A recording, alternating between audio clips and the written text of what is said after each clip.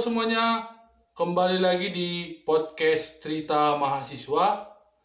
Ini adalah segmen terbaru yaitu konsultasi, di mana di segmen konsultasi ini akan ada orang-orang yang akan berkonsultasi dengan saya dalam ruang lingkup dunia kampus.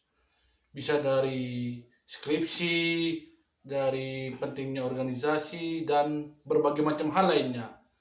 Jadi, silakan dengar podcast Cerita Mahasiswa segmen konsultasi. Saya nyimak aja, saya juga di latar belakang sepertinya direvisi karena terlalu banyak 3 halaman di proposal.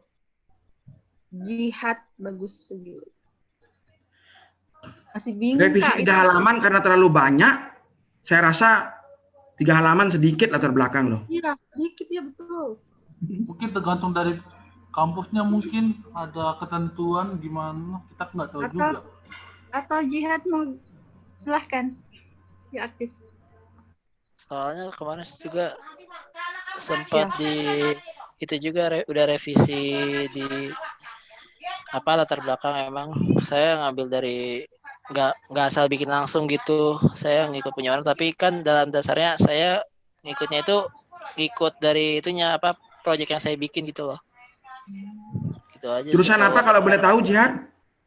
Teknik informatika, Pak. Nah, tuh ya saya. Teknik informatika, enak itu. Walaupun teknik tapi informatika saya baru luas, sampai praskripsi, baru sampai bab 1, bab 2, bab 3. Judulnya kalau boleh tahu? Proposal.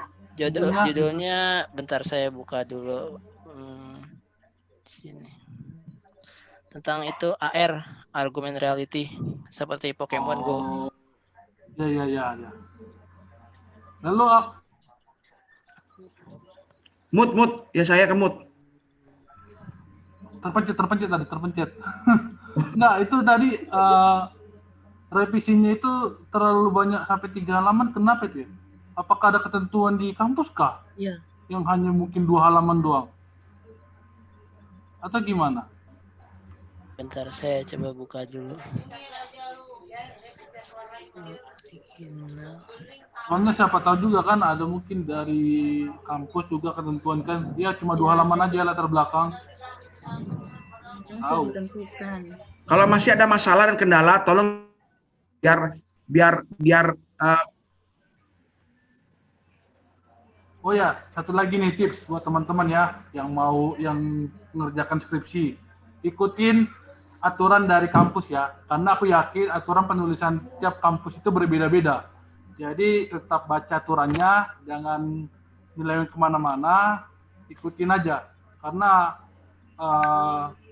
kampus pasti punya aturannya tersendiri. Jadi ya diikutin aja teman-teman.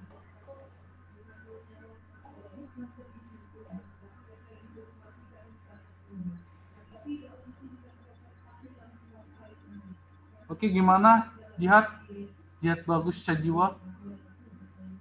Iya, kemarin kan sempat salah juga di apa namanya tuh.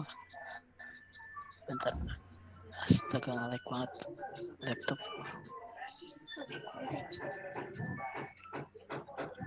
Latar belakang permasalahannya, tapi udah dapat catatan dari dosennya.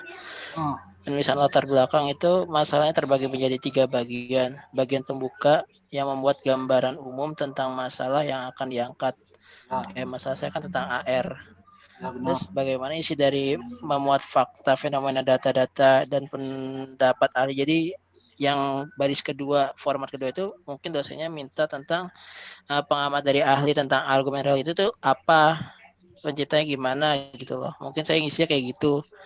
Dan yang ketiga ya alternatif penyelesaian masalahnya yang bisa ditawarkan. Jadi saya buat skripsi itu tujuannya buat apa gitu aja. Paling saya maksudnya di baris ketiga di itunya, di latar belakang. Udah gitu doang. Baru kemarin direvisi. Ya itu memang dasarnya sih dalam membuat latar belakang masalah. Itu seperti tadi dibilang kan segitiga terbalik yang penulisan deduktif dari umum ke khusus.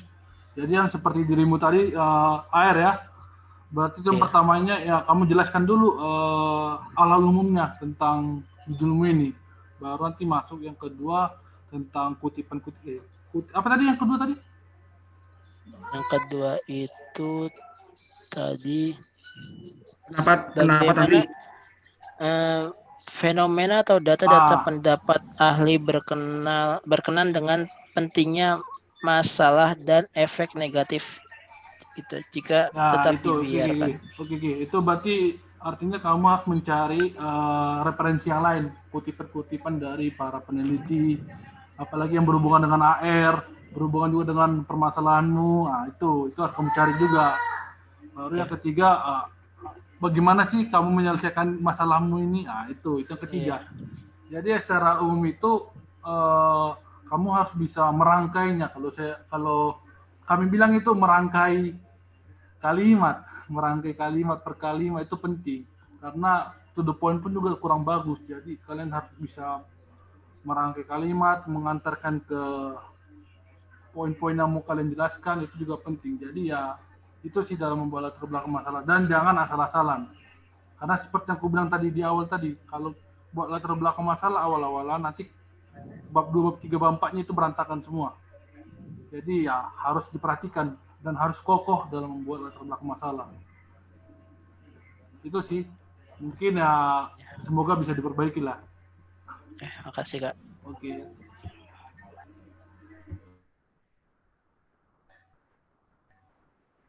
Ini ada tambahan nggak, ada Jonathan atau Ramlah? Nggak ada lagi ya? Soalnya ini ada pertanyaan kayaknya di chat ya. Saya nggak ada tambahan, soalnya jurusannya beda. Ini Berarti ada, itu kan nanti jihad buat program ya, bukan? buat apa AR? Iya, buat aplikasi Android. Aplikasinya langsung. Aplikasi Android ya, pakai Android Studio berarti ya? Saya pakai Unity. Unity ya? Iya. AR lah. Tapi desainnya sepertinya pakai itu. Saya kasih kunci ya. Bagi pengguna aplikasi Android ya, ataupun dia berbasis web ya, baik itu dia CMS atau apa ya, ini tuh teknik informasi sama sistem informasi. Yang metode penelitiannya mungkin R&D ya, run and develop ya. Research and develop, sorry, bukan run and develop. Ada satu situs yang sering saya gunakan. Di sana berisi semua modul-modul mentah, baik itu Android, baik itu CMS, apapun itu. Di sana ada script, mau dari HTML biasa, HTML5 sampai beberapa CMS ya, seperti WordPress, Bootstrap, OpenCart dan sebagainya, termasuk Android salah satunya itu ya. Di sana banyak sekali ada modul-modul yang bisa dikembangkan sebagai developer.